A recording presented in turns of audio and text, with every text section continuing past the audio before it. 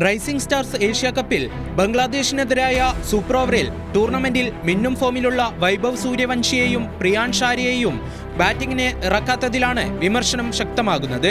ജിതേഷ് ശർമ്മയ്ക്ക് കൂടുതൽ ശ്രദ്ധ കിട്ടാൻ വേണ്ടിയാണ് 14-കാരനെ കളത്തിൽ ഇറക്കാത്തതെന്നാണ് ആരോപണം.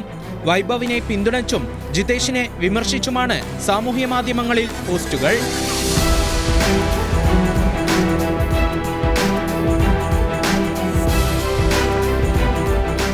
അതേസമയം മത്സരത്തിന് പിന്നാലെ തോൽവിയുടെ പൂർണ്ണ ഉത്തരവാദിത്തം ക്യാപ്റ്റൻ ജിതേഷ് ശർമ്മ ഏറ്റെടുത്തു.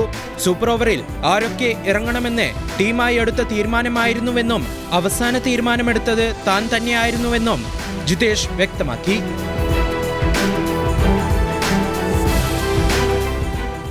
സെമിയിൽ ബംഗ്ലാദേശ് ഉയർത്തിയ 195 റൺസ് വിജയലക്ഷ്യം പിന്തുടർന്ന ഇന്ത്യ 6 വിക്കറ്റ് നഷ്ടത്തിൽ 194 റൺസ് എടുത്തതോടെയാണ് മത്സരം സൂപ്പർ ഓവറിലേക്ക് നീങ്ങിയത്.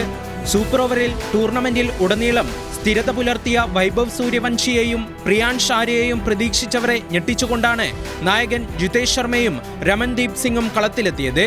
ജിതേഷ് പുറത്തായതിന് പിന്നാലെ വൈഭവിനെ പ്രതീക്ഷിച്ചവർക്ക് വീണ്ടും നിരാശയായിരുന്നു ഫലം. അശുതോഷ് ശർമ്മയാണ് ക്രീസിലെത്തിയത്. പിന്നാലെ റൺസൊന്നും എടുക്കാതെ അശുതോഷും മടങ്ങി. മറുപടി ബാറ്റിംഗിനിറങ്ങിയ ബംഗ്ലാദേശിന് ആദ്യ പന്തിൽ വിക്കറ്റ് നഷ്ടപ്പെട്ടെങ്കിലും രണ്ടാം പന്ത് വൈഡായതോടെ ഇന്ത്യയെ മറികടന്ന് ബംഗ്ലാദേശ് ഫൈനൽ ഉറപ്പിക്കുകയായിരുന്നു. Sports desk news Malayalam.